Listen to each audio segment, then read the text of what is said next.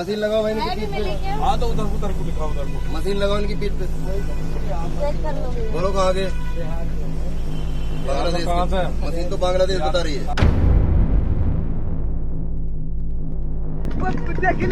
सब बांग्लादेश, सब बांग्लादेश।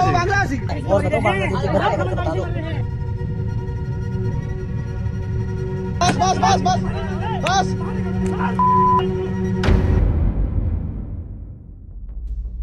पता नहीं क्या हुआ, दिल्ली की पुलिस आई जो उनको 20 तारीख को रात का 8 बज रहा था। मेरा हस्बैंड को उठा के ले गया। तुम लोग का तुम्हारा घर भेजा जाएगा। हमने बोला हम लोग का घर तो पायकोर में है, बीरभूम जिला में है। तो बोल रहा है नहीं, तो उधर नहीं भेजा जाएगा, तुम लोग को बांग्लादेश भेजा जाएगा। हम लोग उसका पैर हाथ जोड़े कि सर हम लोग को मत छोड़ो, जंगल में कहाँ भटकेंगे, हम लोग पहचानते नहीं है कहीं। तो चुपचाप चले जाना, तो बंदूक दे, बंदूक ताना, हम लोग को पीछे मुड़ के देखेंगे तो गोली मार दूंगा। बस बस बस बस बस। बोल भाई हम हिंदू है, आप हिंदू होके मार रहे हैं। वो कुछ भी नहीं पूछा। बोले हिंदू होने से क्या होता, तुम लोग तो बांग्लादेश से है ना, सब एक ही जगह बांग्लादेश का है। मतलब बांग्ला बोलने से ये लोग सोचता है जो ये लोग बांग्लादेश से पक्का। –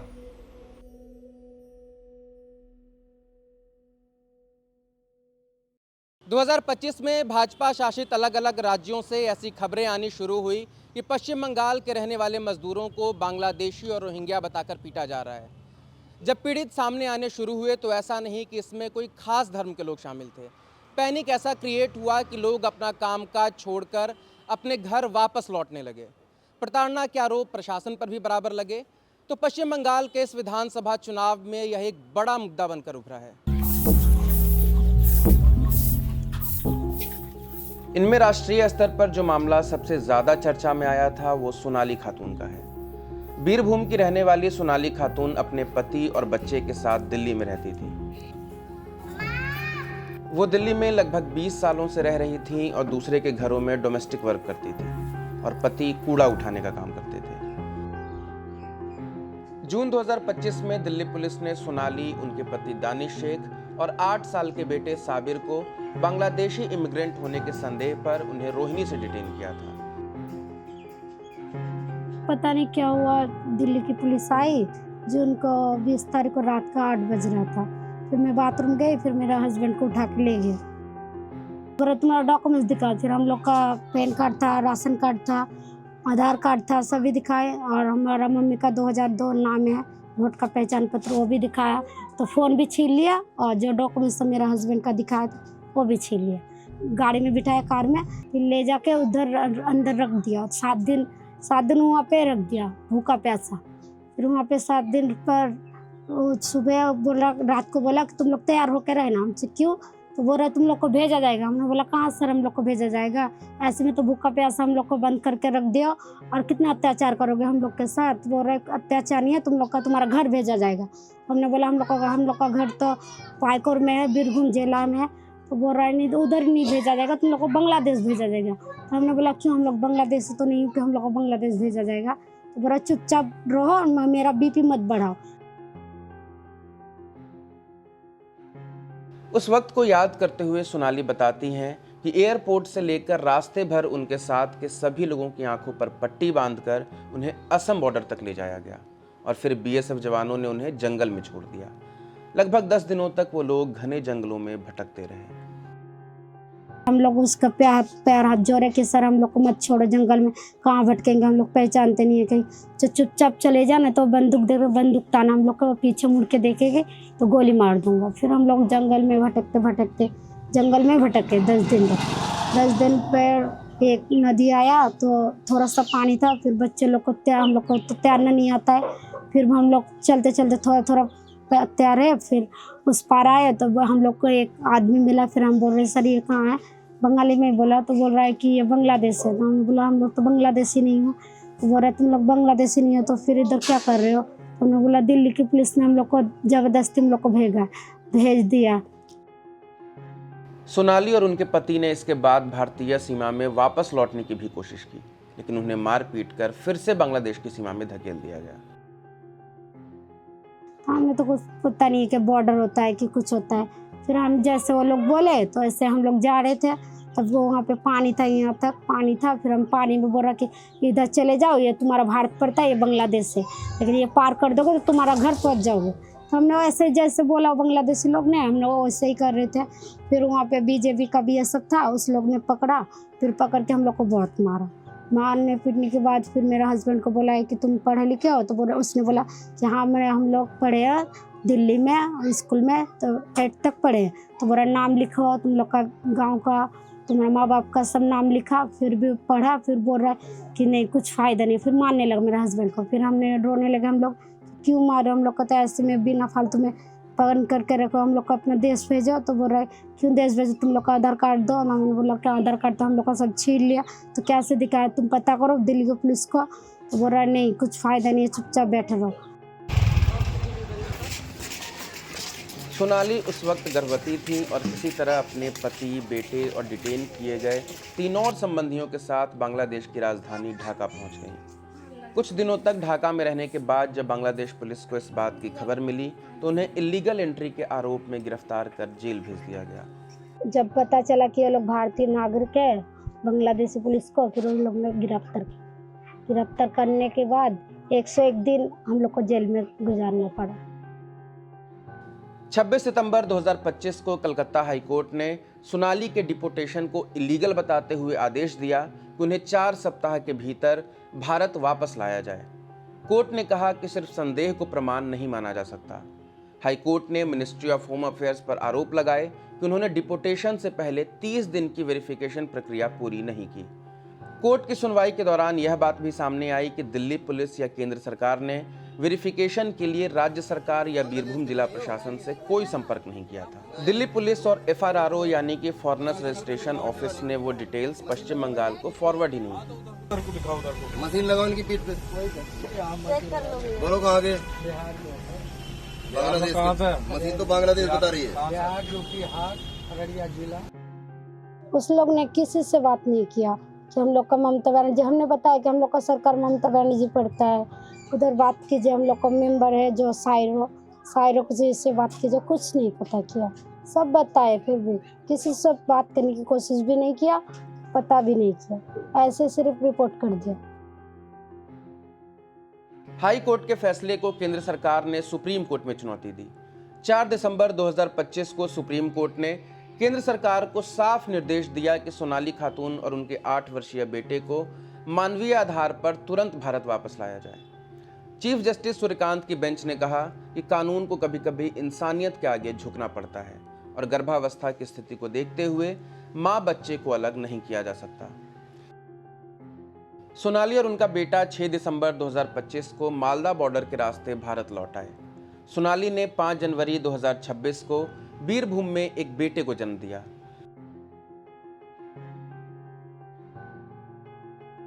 ह्यूमैनिटेरियन ग्राउंड पर दी गई यह राहत अस्थायी है और उनकी नागरिकता की जांच जारी है। सुप्रीम कोर्ट का आदेश केवल गर्भवती सोनाली और उनके नाबालिग बेटे तक सीमित था। पति दानिश शेख और परिवार के अन्य 3 सदस्य के लिए अलग से कोई निर्देश नहीं दिया गया। केंद्र सरकार उनकी भारतीय नागरिकता को चुनौती दे रही है। सुप्रीम कोर्ट में अभी भी इस मामले की सुनवाई चल रही है। सोनाली तो अपने घर वापस लौट आईं, लेकिन पति की वापसी को लेकर उनका डर अभी भी बना हुआ है। चिंता सता रहती है कि वो लोग भारतीय के नागरिक है, कब आएगा, उसका भी तो डॉक्यूमेंट्स, उसका मम्मी पापा का, नाना नाना का बहुत साल पुराना दलील है, सब भी दिखाया, फिर भी ऐसा कर रहा है। और जान खा रहा है कि कब आएगा, तारीख के ऊपर तारीख। और हम लोग का हस्बैंड का भी तो बांग्लादेश ही नहीं, हम लोग का बांग्लादेश में कोई है ही नहीं। तो हमने बहुत रिक्वेस्ट किया कि उधर भी कोशिश कीजिए, हमारे मम्मी पापा को कॉल कीजिए, कुछ नहीं किया। एक बार भी, तब कहाँ गया था हाई कोर्ट, सुप्रीम कोर्ट, तब तो कुछ जांच नहीं किया। अब जो मेरा हस्बैंड उधर पड़ा है बांग्लादेश में, तो हम लोग इधर बहुत गरीब आदमी, हम लोग का बच्चा को कुछ हो गया, दवाई नहीं कर पा रहे हैं ठीक में, तो हमारे बच्चा को कुछ हो गया, कि हम लोग को कुछ हो गया, कि उसको कुछ हो गया, उसका जिम्मेदारी कौन लेगा? मतलब आदमी को तारीख के ऊपर तारीख क्यों? तब तो जांच नहीं किया कि उसके मम्मी से पता करूँ, कि उसके बाबा से पता करूँ, तो हम लोग को ऐसे ही रिपोर्ट कर दिया बांग्लादेश में। सोनाली कहती हैं कि वो कुछ पैसे और बेहतर जिंदगी की तलाश में दिल्ली गई थी। क्या किसी और राज्य में काम करना गुनाह हो गया है? हमने कोई चोरी तो नहीं की थी। हम लोग इधर के नागरिक हो फिर भी इतना अत्याचार क्यों होता है, क्यों ऐसा हो रहा है? हम लोग तो बांग्लादेशी नहीं हो, जो बांग्लादेशी होता है उतना अत्याचार नहीं होता है जहाँ बांग्लादेश में है। भारतीय नागरिक होते हो फिर भी बॉर्डर पार कर हम लोग को रिपोर्ट किया जबरदस्ती। क्यों इतना अत्याचार? हम लोग का यह जो हम लोग तो कमाने गए थे पेट के लिए, हम लोग तो कोई चोरी नहीं किया था, कुछ डाका नहीं डाला था। तो जो डाका भी डालता इतना सजा नहीं भुगतता है, जो हम लोग को बिना दोष बिना कारण हम लोग के ऊपर इतना अत्याचार हुआ। पिछले साल दिसंबर में पश्चिम बर्धमान के रहने वाले समीर बागती को भी प्रताड़ना का सामना करना पड़ा था। वो नागपुर की एक फैक्ट्री में काम करते थे। जब वो और उनके साथ के लोग अपने घर वापस लौट रहे थे तो बांग्ला बोलने के कारण उन्हें बांग्लादेशी बोलकर डराया गया, पैसे छीन लिए गए और मारपीट भी की गई। वहाँ जैसा हम लोग वहाँ पे काम कर ख़त्म करके हम लोग जब से आ रहा था उस टाइम में बस पे, तो हम लोग अपना बांग्ला से बात कर रहा था। तो हम लोग बांग्ला बात सुन के कोई मतलब वही का था लड़का लोग, तो देखा पहले ये लोग बांग्ला में बात कर रहे हैं, ये लोग पूरा बांग्लादेश का लड़का लोग है। हाँ, तो कुछ उस टाइम में कुछ बोले नहीं। जैसे हम लोग बस स्टैंड में उतरा तो उस टाइम में हम लोग पूरा जो हम लोग सूटकेस वगैरह था, ट्रॉली वगैरह था, वो लोग पूरा गाड़ी में चला लिया। हम लोग बोले चलो तुम लोग बांग्लादेश का है ना? हम नहीं हम लोग वेस्ट बंगाल का। अरे चलो ना गाड़ी में। तो हम लोग जैसे वहाँ उतरे हम लोग उस टाइम हम लोग बोला चलो, तो वहाँ से मतलब 1 किलोमीटर आगे ले गया, बस स्टैंड से जाके 1 किलोमीटर आगे ले गया। तो वहाँ पूरा देखा उस टाइम में मारपीट चल रहा था। हम लोग पता नहीं चला यहाँ क्या हो रहा था उस टाइम में। तो बोला कि हम लोग भाई कहाँ लेके आया? हम लोग तो जाना है रेलवे स्टेशन। बोले उतरो ना, तुम लोग तो बांग्लादेश का है ना, तुम लोग पूछना चाहिए, पूछेंगे कुछ। तो हम उतारा तो देखा मार दो मेरे अंकल को मारने लगा उस टाइम में। जो बोलने वो कुछ बोलने लगा तो मारने लगा। तो हम डर गए उस टाइम में। तो हम उस टाइम में नाटक करने लगा, जो मेरा पेट में दर्द है, मेरा हार्ट का प्रॉब्लम है थोड़ा। तो हमको कुछ किया नहीं, तो उसको पूरा मारने लगा। तो हम पूछे भाई क्या हो पहले बताओ। तो यार तुम लोग बांग्लादेश का है ना, कोई तुम लोग ID निकालो। तो हम देखा है भाई मेरे पास हम लोग का ID है, आधार कार्ड है, वोटर कार्ड है, वो भी पूछना चाहिए तो हम बता देंगे। बोले नहीं ये तो बांग्लादेश का, वो ये तो मेरा घर में बन जाएगा सब चीज़। बोलने लगा हम लोग। बोले ये तो बांग्लादेश का ID है। हम नहीं हम लोग वेस्ट बंगाल का है, हम लोग ये डिस्ट्रिक्ट का है, हम लोग लड़का लोग है। तो वो जब बोलने लगा तो उस टाइम में हम लोग ठंडा चल रहा था उस टाइम में। तो टोपी में क्या किया वो लोग चाय ढालने लगा, पूरा गर्म चाय। तो तुरंत वो फेंक दिया पूरा, उसको पूरा मारने लगा। तो हम भी रोने लगा उस टाइम में, जिसको मार रहा है फालतू का, हमने कुछ किया ही नहीं ऐसा कुछ। तो हम लोग बोला जी हम लोग को बंगाल का इसीलिए मार रहा है, बांग्ला में बात कर इसीलिए मार रहा है। तो हम लोग पूछे जब हम लोग दादा हम लोग बंगाल का आदमी है। बोले नहीं तुम लोग बांग्लादेश का। तो मारने लगा, पूरा मारने लगा। तो जो भी था हम लोग के पास सब पैसा वगैरह सब ले लिया। हाँ, तो हम लोग बोला जो हम लोग घर कम से कम रेलवे स्टेशन छोड़ दो। वो सब कुछ बात ही नहीं कर रहा। बोले तुम लोग बताओ किस चीज़ के लिए आया था, कौन काम के लिए आया था? हम लोग बोला जो हम लोग डीलिंग में काम करते हैं, हम लोग वही काम के लिए आए। बोले नहीं तुम लोग बंगाल से भाग गया है ना, तुम लोग बांग्लादेश से हो। तुम लोग बंगाल का होगा सर, बांग्लादेश का मतलब बंगाल का आदमी होने से बांग्लादेश, उन लोगों का यही एक टारगेट है उन लोगों का, और कुछ नहीं। समीर बताते हैं कि जब उन्हें पकड़ा गया था तो वहां पर पहले से मुर्शिदाबाद के कुछ लड़के मौजूद थे। उन्हें देखकर समीर को लगा कि मुसलमान होने की वजह से उन लड़कों को पीटा जा रहा है। वहाँ तो हम बोले थे, जब हम जो पूछा जे भाई क्यों मार रहे, तो हम सोचा दो मुस्लिम लड़कों को मार रहा था उस टाइम में। तो हम पूछे भाई हम भी हिंदू है, ऐसा कोई फैक्ट देखा नहीं हिंदू मुसलमान वाला। आपने क्या बोला तो उन्होंने क्या बोला? तो वो तो गाली देने लगा। हम बोले भाई हम हिंदू है, आप हिंदू होके मार रहे हैं। हम सोचा जी ये स्टेट अलग अलग स्टेट का है, हम तो बाहर में रहता है तब पता चलता है ये कहाँ ऐसा घटना बहुत देखा है, हम अपना आँख से देखा है। तो मेरा से हादसा हुआ है तो हम देखा, हम बोला जी भाई हम हिंदू लड़का हूँ। वो कुछ भी नहीं पूछा। बोले हिंदू होने से क्या होता, तुम लोग तो बांग्लादेश है ना, सब एक ही जगह बांग्लादेश का है। वो ही सोचा बांग्लादेश, वो कुछ फैक्ट नहीं, वो सोचा तो बांग्लादेश के लड़का लोग। आप जब वहाँ गए तो और वहाँ पे कितने लड़के थे और उनके साथ क्या हो रहा था? वहाँ और भी लड़का लोग था, वो पता नहीं कौन सा काम में गया था। वो लोगों तो पूरा हम लोग जैसे कर रहा था, वो लोगों भी ऐसे कर रहा था। वो लोगों तो बहुत मारा है। हम सोच रहा मुस्लिम लड़का लोग मार रहा है, ऐसा हो सकता है। ज़्यादातर मुस्लिम देख रहे तो मुस्लिम लड़का लोग बहुत ज़्यादा मार रहा था। तो देखा हम तो ऐसा नाटक भी कर सकते हैं, आजकल ऐसा हो रहा है। तो हम लोग कुछ बाहर होने के लिए कुछ भी कर सकता है, ऐसा लग रहा था उस टाइम में। और चलो ऐसा हो सकता है। तो देखा हम लोग भी ऐसा हो गया। हम जैसा हम लोग तो उस टाइम बोला, जब देखा वो सब बोल रहा था मुस्लिम लड़का लोग मार रहा था। देखा हम बोला नहीं हम तो हिंदू है, कुछ भी फैक्ट नहीं है। हिंदू मुसलमान वाला कुछ फैक्ट नहीं है। एक चीज़ फैक्ट है, तुम वेस्ट बंगाल का आदमी हो, तुम लोग बांग्लादेश के हो। मतलब बांग्ला बोलने से ये लोग सोचता है जो ये लोग बांग्लादेश से पक्का। समीर बहुत चिंतित होकर कहते हैं कि क्या इसी देश के एक राज्य की भाषा बोलना इस देश में गुनाह हो गया है? ऐसे तो हम लोग देख के तो अच्छा नहीं लग रहा, क्योंकि हम एक ही देश का है, तो ये तो इसे तो ठीक नहीं लग रहा इस टाइम में। जब हम लोग जैसे हम लोग सब इंडिया का आदमी, हम जैसे बोल रहा था जब भाई हम इंडिया का आदमी, हम तो बोल रहे उसको पूरा बोला जब हम भाई हम भी तो इंडिया का है, जब वेस्ट बंगाल तो इंडिया का बाहर थोड़ी है। वो लोग बोला था, बोले नहीं तुम लोग बांग्ला, मेन चीज़ बांग्ला, ये लोग बांग्ला का अफेक्ट करता है। जैसे हम लोग बांग्ला में बात करते हैं ना, ये बांग्ला को क्या नहीं करता है ये चीज़। अगर मान लीजिए हम अगर अपने भाषा में बात नहीं करता, अगर हिंदी में से पूरा बात करते हैं तो कुछ नहीं होता। इस घटना को 4 महीने से ज़्यादा बीत गए हैं, लेकिन समीर कामकाज के लिए वापस फिर कभी बाहर नहीं गए, जबकि वो 16 साल अपने स्टेट से बाहर ही थे। बतौर ऑपरेटर उनकी तनख्वाह 35-40 हज़ार से ऊपर थी, लेकिन अब वो पास के कोयला खदान में दिहाड़ी मजदूरी करते हैं। उनमें और परिवार के अंदर यह डर इतना बैठ गया है कि वो घर छोड़कर बाहर जाने की हिम्मत नहीं जुटा पा रहे हैं।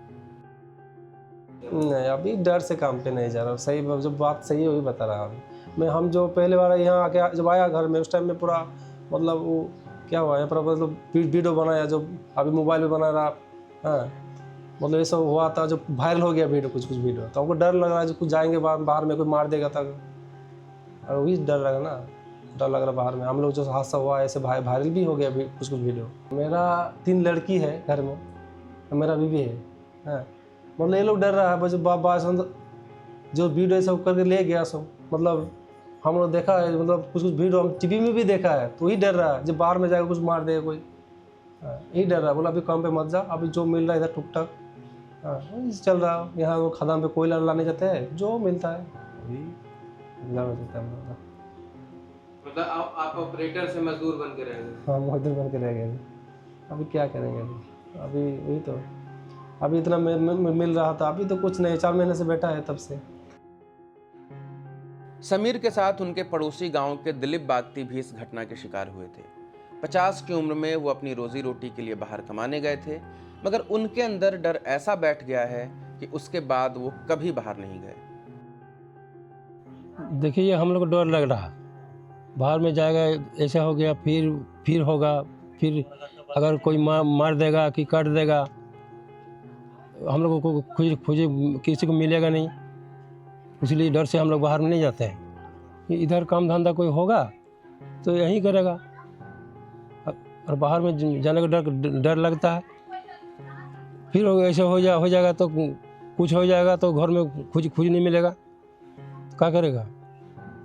इधर काम धंधा होगा तो ठीक है, नहीं होगा तो ऐसे होगा तो कौन जाएगा डर से, बाहर जाने को मन करेगा, मन नहीं करेगा। ये कहानी सिर्फ 3 लोगों की नहीं है जिन्हें बांग्ला बोलने के कारण प्रताड़ित होना पड़ा। यह हजारों लोगों की कहानी है। इनमें हिंदू भी थे और मुसलमान भी। टीएमसी ने इसे बांग्ला अस्तित्व के मुद्दे से जोड़ा।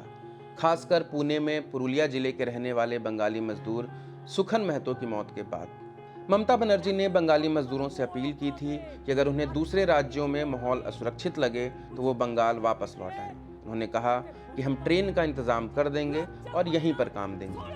जहाँ प्यार और सम्मान नहीं, वहाँ क्यों रहोगे। ভারতবর্ষ এ ভারতবর্ষকে আমি চিনি না। যারা এখনো বাংলার বাইরে অত্যাচারিত হচ্ছেন, আমি তাদের অনুরোধ করব আপনারা ফিরে আসুন। যদি আপনারা আসতে চান, পুলিশের হেল্পলাইন নাম্বার দেয়া আছে, বলুন কবে আসবেন, আমরা আপনাদের ট্রেনে করে নিয়ে আসব। কোভিডের সময় নিয়ে এসেছিলাম, আপনাদের নিয়ে আসব। আমরা একখানা রুটি খেলে আপনাদের আধখানা রুটি দেব। उन्होंने भाषा आंदोलन भी शुरू किया। भाजपा शासित राज्यों में हुई इन घटनाओं की वजह से एक प्रो बंगाली और एंटी भाजपा सेंटिमेंट क्रिएट हुआ है, जिससे ममता बनर्जी को फायदा होता दिख रहा है। शुवेंदु अधिकारी के हालिया एक बयान ने आग में घी डालने का काम किया है। नंदीग्राम में उन्होंने मुसलमानों को टारगेट करते हुए कहा कि वो अपनी आदतें सुधार लें ताकि 4 मई यानी कि नतीजे के बाद उन्हें कोई दिक्कत न हो, क्योंकि काम करने के लिए तो उन्हें गुजरात, महाराष्ट्र या ओडिशा जैसे किसी भाजपा शासित राज्य में ही जाना पड़ेगा। गुजराते 1100 জন মুসলিম ছেলে থাকে, উড়িষ্যায় 800 জন মুসলিম ছেলে থাকে, মহারাষ্ট্রে 3300 জন মুসলিম ছেলে থাকে। উড়িষ্যায় কার সরকার? বিজেপি। মহারাষ্ট্রে কার সরকার? বিজেপি। গুজরাটে কার সরকার? বিজেপি। ভুল করবেন না। 2026 विधानसभा चुनाव में टीएमसी के लिए यह सबसे तीखा हथियार बन चुका है। इस चुनाव में सिर्फ विकास या भ्रष्टाचार ही नहीं बल्कि बंगाली अस्मिता भी एक बड़ा मुद्दा बनकर उभरा है और काफी हद तक यह नतीजे तय करने की भी क्षमता रखता है।